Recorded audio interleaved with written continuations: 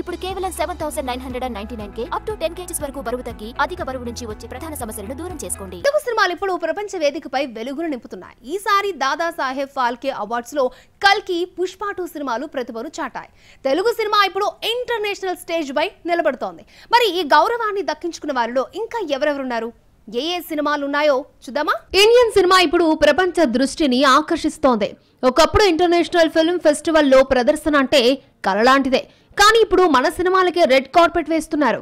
ప్రభాస్ నటించిన కల్కి 2898 AD Dada Saheb Phalke international film awards లో ఫిల్మ్ ఆఫ్ ద ఇయర్ గౌరవాన్ని అందుకుంది. 2025 లో ముంబైలో జరగబోయే దాదా సాహెబ్ ఫాల్కే ఫిల్మ్ ఫెస్టివల్ లో ఈ అవార్డులను ప్రదానం చేయనున్నారు. RRR, కాంతారా, పుష్ప సినిమాల తర్వాత ఇప్పుడు కల్కి కూడా ఇండియన్ సినిమాను గ్లోబల్ లెవెల్లో నిలబెడుతోంది.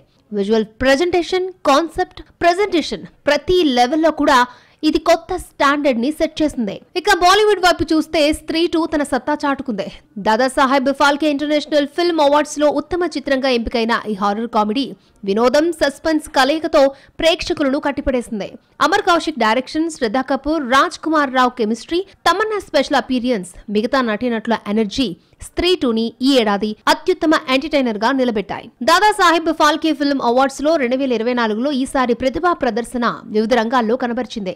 చందు చాంపియన్ సినిమాతో కార్తిక్ ఆర్యన్ బెస్ట్ యాక్టర్, అదే చిత్రానికి కబీర్ ఖాన్ బెస్ట్ డైరెక్టర్ అవార్డుని గెలుచుకున్నారు. తేరీ బాతోమే ఐసా ఉజాజియా సినిమాతో కృతి సనన్ ఉత్తమ నటి గౌరవాన్ని దక్కించుకుంది.